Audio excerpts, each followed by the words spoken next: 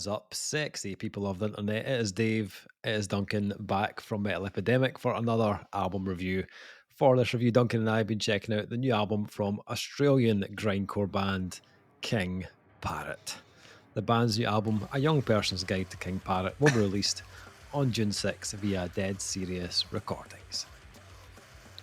King Parrot have earned the reputation as one of Australia's most ferocious and chaotic live metal acts, having created a sound and identity uniquely their own through years of punishing the road on countless tours, both down under and abroad. Combining elements of grindcore, death metal, thrash metal, hardcore punk, the sound is fused with their own distinctive and unmistakable approach. Fresh out of the studio after completing work on their brand new album, the band hit the road to showcase their wares all over Europe and the UK in February 2025 in support of Pantera and Power Trip. Two fucking huge crowds. Yep. Which we were there, by the way. We saw Yes. you in Glasgow, and holy fucking shit. The first new music in 5 years from King Parrot. The new release is a hostile and abrasive slab of sensory-destroying anthems. A young person's guide to features 10 thoroughly crafted blasts through the psyche of this crazed Aussie quintet. Applying a similar approach to the writing process of their previous records, organic and old school, King Parrot adopted a new approach to production in the studio, carefully crafting their sound and leaving no stone unturned when it came to delivering the final product. This is the most complete, aggressive and urgent King Parrot have ever sounded. Pulling the new record together was a meticulously creative endeavour, steered by guitarist Andrew Livingston, Squires, and vocalist Matt Young, who comments, throughout the mixing process we ensured that we got every element we wanted, where we wanted it. Guitar and bass tones were experimented with until we found exactly what we wanted. Drum sounds were just right, and the performance was executed solidly. Vocally, I rehearsed a lot so that when I recorded, it was a breeze. With multiple ARIA nominations and appearances on stage all over the world, alongside acts like Pantera, Obituary, Exodus, Lamb of God, and Soulfly, the boys from Melbourne are no strangers to the big stage. Receiving a rousing reception at Knotfest in Australia in 2024, the homegrown Aussie grindcore juggernaut are firing on all cylinders and chomping at the bit to deliver their new material in 2025. So, first new music from King Parrot since their Hold Up in the Lair EP, but it has been 8 years since their last album, Ugly Produce. Before we jump into it, what's your... obviously King Parrot's a newer thing to me, right? Uh-huh. Right, so I did my due diligence and my homework because we were going to see them in Pantera. I would be lying if I said I'd heard much of their stuff before, the occasional track. Yeah. You're more tapped into the oeuvre of grindcore. That's fair to say. As you are with pretty much anything extreme and heavy. You're usually for 5 years I dabbled. King Parrot, been on your radar a long time, or they have been on my radar for a bit. I can't say that I was ever a huge listener of the band. I think I got more into them. I think we watched. Now, did we not watch a Down online? We did during lockdown. We watched they did, it. a Down live show. performed a live show. It's literally one of my favourite things we did during lockdown. Yeah. Not that I want to sway things off from King Parrot for a second, but we were I don't even think we were 4 or 5 months into full lockdown. Yeah. And all going slightly mad. And the Down performed live. Yeah. It was a collection of songs and all the rest. And it showed, it was 1 a.m. UK time. Yeah. And we both jumped on a FaceTime call Yeah. and sat and watched this gig together as if we were at a gig. And it was honestly one of the best things that happened to me during lockdown, because I just felt like I was complete, because we'd started doing Metal Epidemic, so that was off the ground. So we were talking about music more, and I was really getting in it. But the one thing I craved that I could not get was live performance. Yeah. Because you're talking about albums every week, and you're you want to go and see bands, and everything's fucking shut.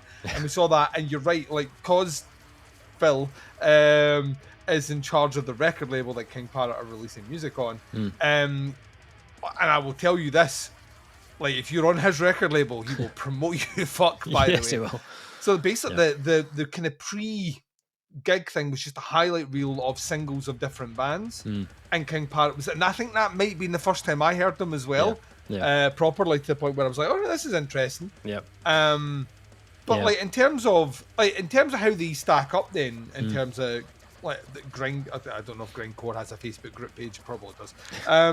Yeah, I think. I mean, yeah. are they well regarded for a band that have been on the go as long as they have been? I think or they are. Oh, Yeah, I think they are one of the. I don't know if they're like one of the top names that you would like expect to come up first if you like ask someone their favorite grindcore bands. I think probably people would go to like Napalm Death and Brutal Truth or the classics. Pig Destroyer. Those ones, you know, Rotten Sound and stuff. But I do think they are still within that mix of well-known kind of grindcore bands for sure.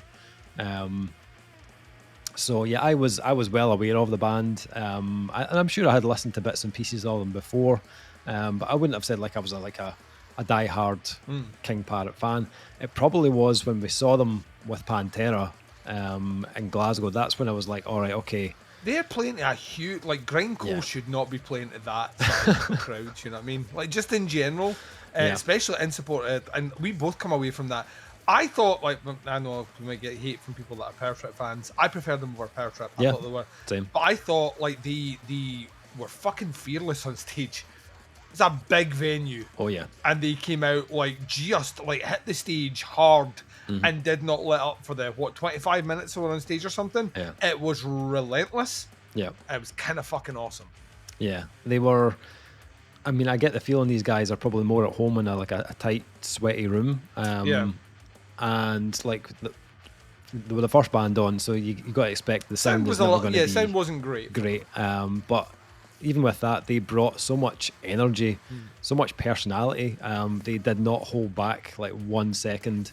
And after seeing them like in that big room in Glasgow, the Hydro, I was just thinking like I do want to see these guys in a really small, sweaty room. Like I think this. If they come back over, we're going 100%. Yeah.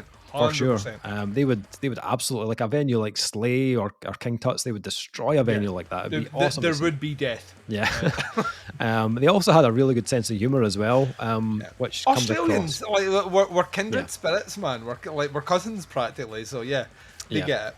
Like you don't release an album with a song called "Cunny as a Dunny Rat" without making me smile more than I probably should at the miss.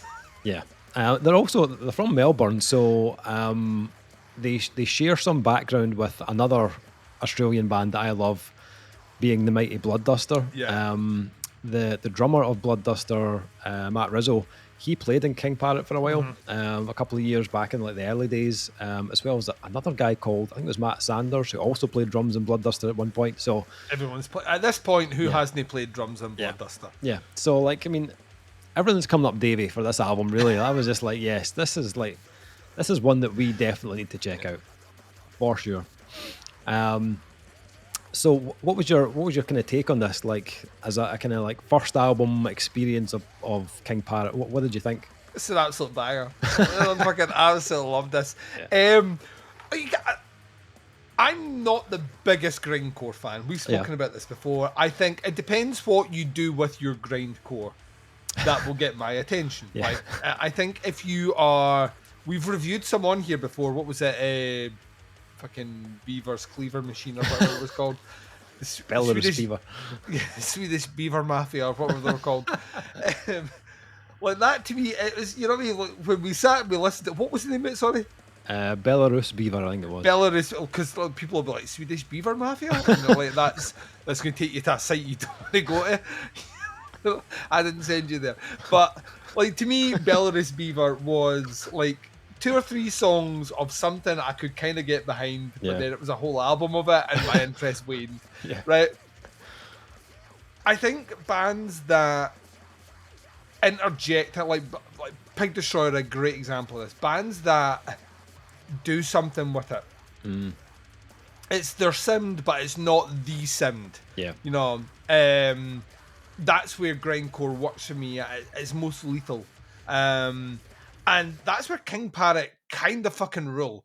Yeah. Like they are like so fucking vicious. Like, this is like razor blades on flesh, all the way from start to finish. But it has so much personality and so much change in here. They switch from everything from like grind through kind of hardcore punk, thrash, as if it's fucking nothing. Yeah. And there are so many moments here that just made me smile. Also gave me, because like we saw him live, so I don't know what's on previous albums or whatever. I want to say they closed out with "Fuck You" and the Horse You Rode In On. If they did, if they didn't, it was like one of the end songs, and they had everyone in the crowd shouting it. Yeah. So the glee on my face when I realised it was track 2, I was just like, yes, fucking yes. This is like the very definition of a no fucks given album. It really, and it works in a few different ways. I think one, the production gives it that. There's like the drum snap on this, the snare snap. Yep. You know what I mean? This is a leather belt off your bare arse cheek. You know what I mean? That's the snap on that. This is a black woman's behind oiled up in a rapper's video, cheek clapping. That's the snap on it. Whapping that pussy. You know what I mean? It's just like it's full on. Like there is like.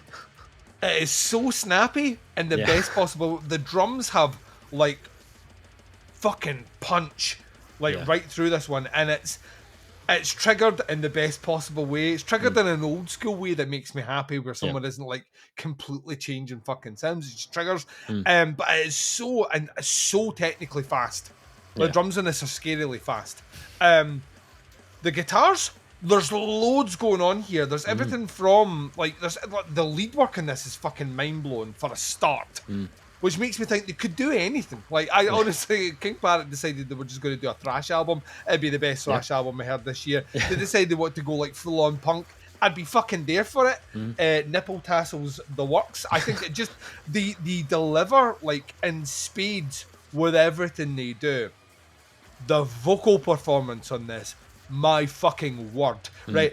I love his tone, right? I think his tone is great. It sits in a higher register. Like, there's a lot of people out there that are like, you know what I love about Not Loose?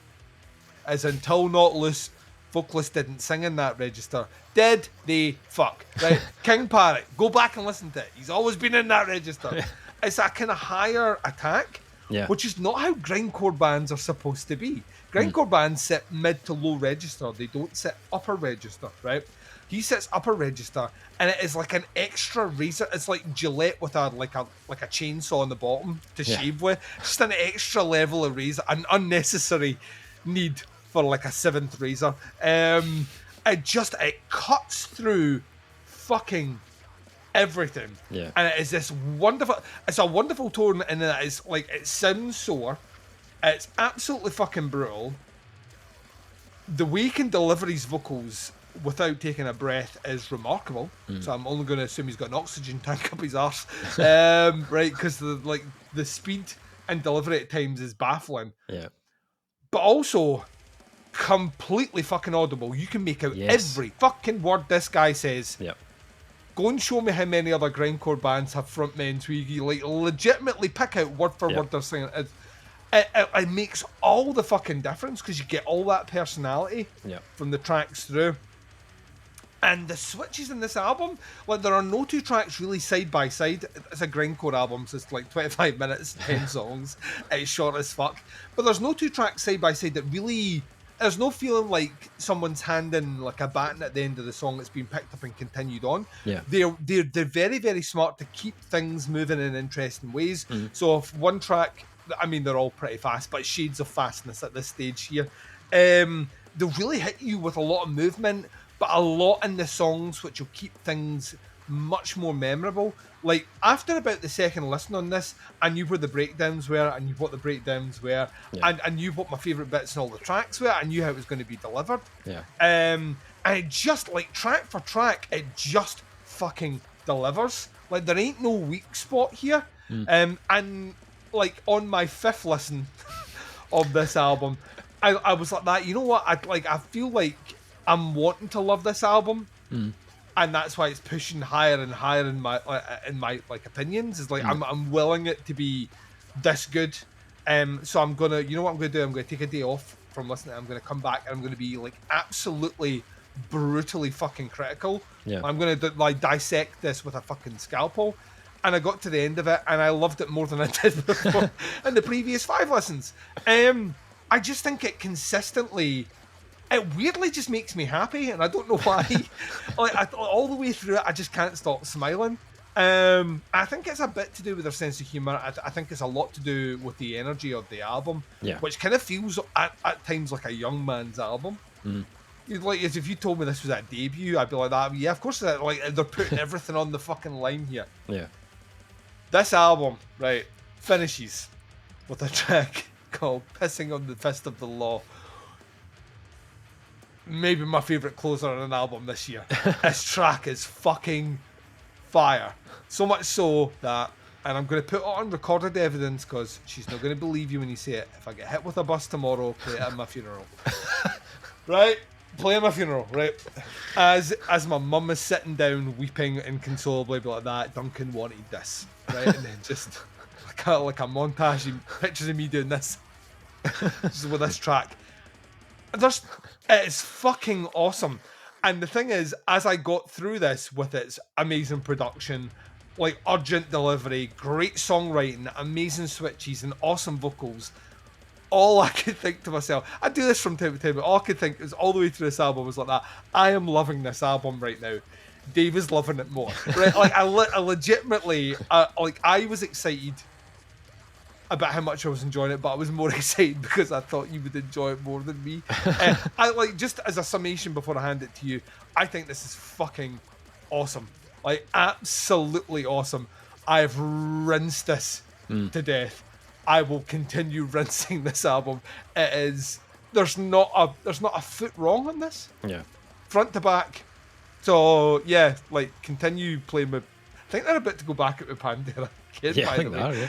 I just get like, they should be permanently Pantera support band. I'm advocating for that now. Just keep doing it. This is fucking Moorish and insanely good. But enough from me, Dave. This is a young person's guide to King Parrot. We're not young, so did we understand? Did you understand it? We're kind of young, middle-ish. Middle age. Well, let's not start saying that 40's the new 20. It's not, Dave. 40's 40. Right, that's how maths work, right? Aye. How many 20-year-olds you know listen to King Parrot? None that are cool, right? Yeah, exactly. Let's put it that way, right? Exactly. Yeah, I mean, like, as a big fan of bands like Bloodduster and Pig Destroyer and Brutal Truth, Noisem, like, just there's a lot here for me to enjoy, like a lot. I'd say like King Parrot are more on the kind of rapid, frenzied kind of grind style, where it's more infused with more hardcore and punk and bits of death metal, as opposed to bands like Magruder Grind or Origin or Skinless, where it's heavier on the death metal, and those other styles are a bit more minimal. But to be honest, with like my preferences and my kind of like coming more from a kind of hardcore background, I prefer this blend. This is all you. King Davies are new name. a young person's guide to King Davy. the traits that King Parrot pull from hardcore and punk, along with that like visceral grind kind of foundation, makes this a much more interesting album. It might not be as like clinical or technical as like an Origin or like a Happy Face. Shout out French Grindcore. But the Happy Face, man, I loved Happy Face. I know you fucking did, but any excuse to like segue the French in here. If you haven't heard Happy Face, Le Tigre is my favourite album by theirs. Everyone, like, go and listen to the archives. French grindcore band, amazing. But the mix of kind of like of tempos and rhythms give this much more distinction for me. One thing it does not lack, though, and also shares with those other bands, is intensity. And this album rips from beginning to end. If you are asthmatic, get that inhaler ready, because you're going to fucking need it. You will be breathing out of your arsehole by the time you finish this. It is relentless.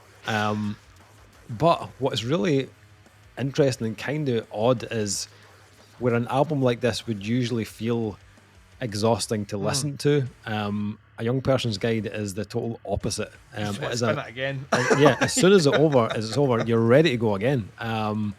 It's got riffs for days, and not those fucking those throwaway pish riffs that you know the ones you never think about again. I'm talking about like the riffs that you hear, and you're like just like craving to hear them on each listen. And there's so many moments on this album where it just like drags you into the pit of hell, and it gives you that just really nasty, chuggy, venomous kind of those riffs that are just awesome to hear. Actually, I will say there's a couple of parts on this reminded me of probably the second album from Superjoint Ritual. Oh, you're speaking my language, Dave. A Lethal Dose of American Hatred, I think it was called. And I, like Superjoint, yeah, they've probably got more of a more sludginess and they're more southern in their character, but they also had huge hardcore punk and grind influences as well. And there's a couple of similarities between King Parrot and them.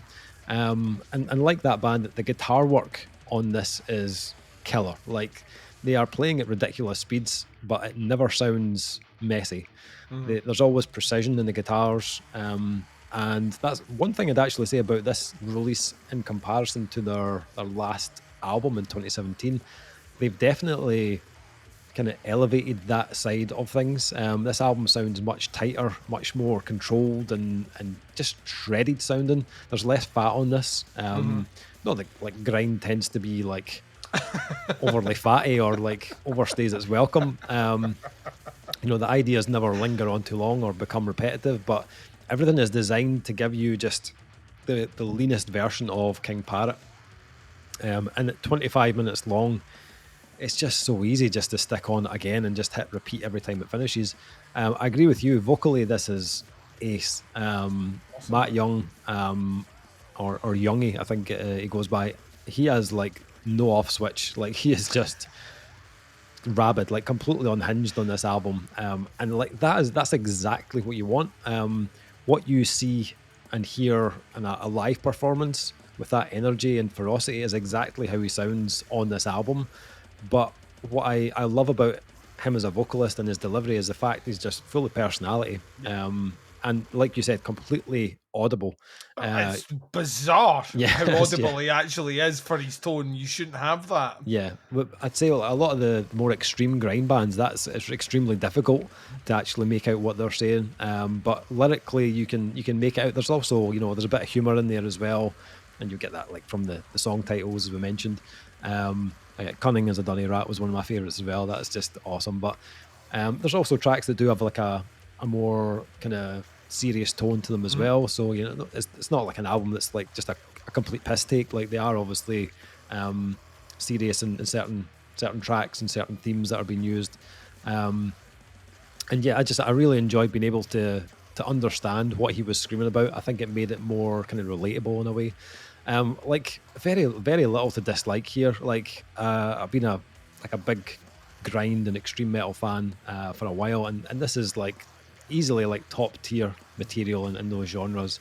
The playing is off the chain. The riffs are lethal, but also memorable. Vocals are savage. Drumming is tight, and it's been recorded in a way that captures the band's energy, but still sounds produced enough to give you that like kick in the teeth at the same time. Yeah, it's a banger of an album. Absolute banger of an album. So final thing, scores for A Young Person's Guide to King Parrot. What are you scoring this album? This is an easy 4.5. I'd like the one of the easiest 4.5s I think I'll ever give out. It's, yeah, I don't want to say I challenge you to listen to this and not want to listen to it again, but I do want to throw that gauntlet down. Like, there's no way you get to the end of this and you're just not like that. Let's fucking throw this on. It is just weirdly a feel-good album for me, and I can't put my finger on why. Granted, when this came through and we were listening to it, we were in the midst of a mini heat wave as well, so there was a lot of sunny time listening of King Parrot. They're from a sunny country, so I imagine that's how it was intended. But when you're in my country, you're not used to it. Yeah, this is fucking awesome. And I can say, hand on heart, having now seen them live, that not only did they back it up, but I would say that I am a King Parrot fan. So 4.5 from me. 100% agree. 4.5 for myself as well. They're not necessarily reinventing the wheel here, but they are solidifying themselves as one of the best bands to do this style. This is like killer, absolutely killer album. 4.5 for me as well. That is the new King Parrot album, A Young Person's Guide to King Parrot, out on June 6th on Dead Serious Recordings. Check out the links, have a listen to the band, see what you think. Happy to hear your thoughts and opinions on it. Stick your comments in. That is the review. Thank you for checking it out. We'll be back with another review very soon, but until then, take care. Speak to you soon. Bye, everyone.